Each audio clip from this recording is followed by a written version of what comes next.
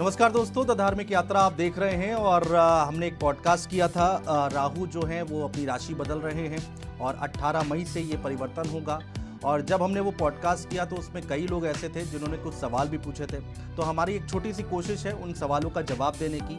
2 से 3 सवाल हैं जो लोग हैं, और आप भी अगर अपना कोई सवाल है तो हमें कमेंट बॉक्स में कमेंट कर सकते हैं। हम कोशिश करेंगे कि हम उसके भी जवाब आपके सामने लेकर आएँ। नितिशा मल्होत्रा जी हमारे साथ मौजूद हैं। नितिशा जी, बहुत स्वागत है आपका। नितिशा जी, आपने जो राहु का राशि परिवर्तन पे बात की थी सारी राशियों पर, उस पर कुछ कमेंट आए हैं। जल्दी मैं उनके सवाल बताता हूं, अगर हो सके तो आप उनका जवाब दीजिएगा।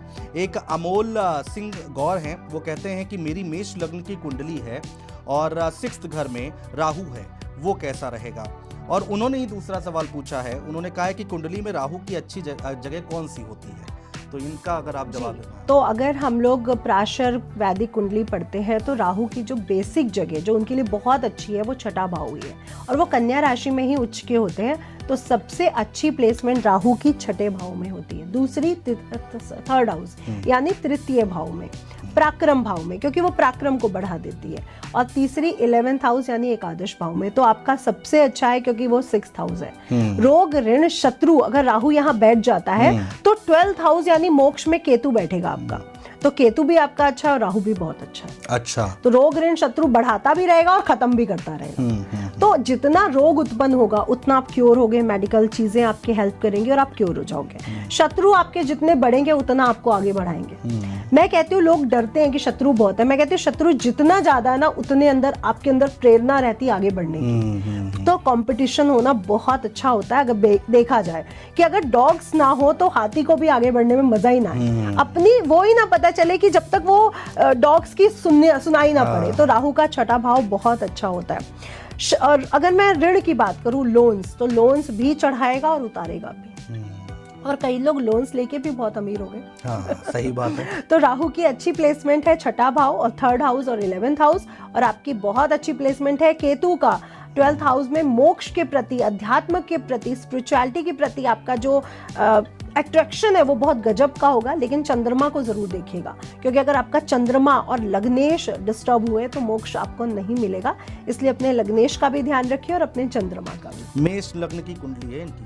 अच्छा, हाँ, इन्होंने लिखा है लेकिन कि चंद्रमा कहाँ पे प्लेसमेंट हाँ, है, वो तो इन्होंने मंगल की प्लेसमेंट कहाँ है वो भी देखनी पड़ेगी। लेकिन वैसे राहु ठीक है। हाँ, राहु बहुत अच्छा है, लेकिन अगर मंगल और चंद्रमा की प्लेसमेंट अच्छी हो गई तो फिर तो इनको मोक्ष निश्चित है। अच्छा, बल्ले बल्ले बल्ले। खैर ठीक है, स्पिरिचुअल होंगे, बहुत अच्छी बातें करते होंगे, बहुत धार्मिक बातें करते, लॉजिकल बातें करते होंगे, धर्म के प्रति बहुत अच्छे इंसान होंगे जी। तो अमोल सिंह गौर जी, आपके सामने हम कोशिश कर रहे हैं कि आपके सवाल का जवाब दे पाएं।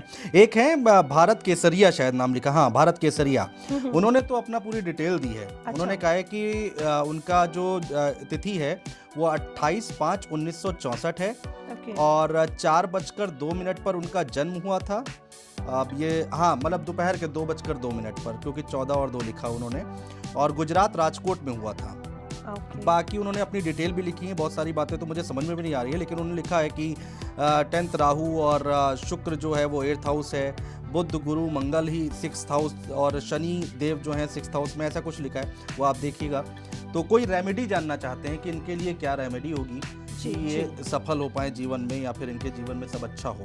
तो 28/5/1964 और दोपहर के 2:02 और गुजरात राजकोट में इनका जन्म हुआ था। तो एक बार ज़रा देख के बताइए। और मैं बार बार कह रहा हूँ कि अगर आप लोगों को कोई सवाल है तो आप हमें कमेंट बॉक्स में कमेंट कर सकते हैं।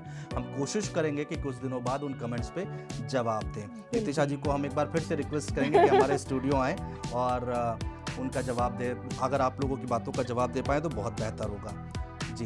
तो अब कुंडली देखी जा रही है, तो देख के बताएंगी नितिशा जी। आपके भारत केसरिया नाम है इनका जी। तो लग्न इनका है कन्या लग्न और राशि जो इनकी बनती है वो धनु राशि है। अच्छा, ठीक है। और इनके मून और केतु यानी जो ग्रहण है, चंद्र ग्रहण, वो इनकी कुंडली में बन रहा है 4th हाउस में।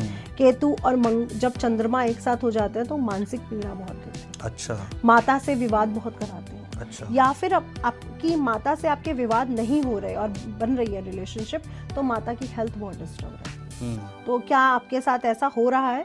और दूसरा मैं इनसे कहना चाहूँगी रेमेडी आपके लिए यही रहेगी कि हर स्त्री, क्योंकि शुक्र और राहु भी एक साथ है, हर स्त्री की सम्मान करो। अच्छा। चाहे वो छोटी कन्या है, चाहे वो विवाहित है, चाहे वो मदर की एज की है, ये आपके लिए सबसे बड़ी रेमेडी अगर आप करते हो तो आपका करियर बहुत आगे जाएगा, नहीं अन्यथा आपको करियर में बहुत सी प्रॉब्लम्स देखने को मिलेंगी। दूसरा जो बुध है, जो आपका मुख्य ग्रह, वो अष्टम भाव में है। जब भी मुख्य ग्रह अष्टम भाव में जाता है एज लंबी कर देता है, लेकिन हेल्थ इश्यूज बहुत देता है। अच्छा। तो अपनी वेन्स का बहुत ध्यान रखें, क्योंकि बुध हमारी बॉडी में स्किन भी है और वेन्स भी है। इसके लिए आपको कहूँगी शतावरी एक फली आती है, उसका सेवन करिए। उसका सेवन कैसे करना है, 1 कप दूध लेना है और 3 कप पानी लेना है और 3 शतावरी की फलियां लेना है पर डे। ये 40 दिन का एक्सपेरिमेंट रहेगा आपके लिए। ये आपके हार्मोनल डिसबैलेंस को भी समाप्त करेगा, हेल्थ को भी अच्छा करेगा और बुध ग्रह को भी स्ट्रॉन्ग करेगा। इसके लिए आपको इसको उबालना है। जब 1 कप दूध रह जाए तो इसमें मिश्री डालनी है, क्योंकि आप बुध से बने हैं। मिश्री यानी शुक्र और बुध जब मिलते हैं लक्ष्मी नारायण योग बनाते हैं। तो मिश्री डाल के इस रात को दूध को पी जाइए।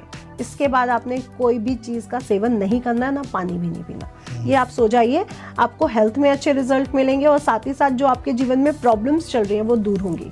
दूसरा एक काम आप कर सकते हो, लठजीरा की जड़ या फिर पन्ना बुध यंत्र के साथ पहन लीजिए। आपके लिए बहुत अच्छे इम्पैक्ट आपको मिलेंगे, व्यापार में भी और हेल्थ में भी। बिल्कुल जी, बहुत शुक्रिया नितिशा जी। अब ये जो हमारे 2-3 सवाल थे जिन्होंने पूछे थे आपने बताएं, हम कोशिश करेंगे कि आगे फिर से आपसे कांटेक्ट करें और अगर कोई कमेंट आता है, कोई सवाल करते हैं तो हम आपसे ज़रूर मिलने की कोशिश करेंगे, पूछने की कोशिश करेंगे। बहुत शुक्रिया हमारे साथ जुड़ने के लिए। जय माँ पिता।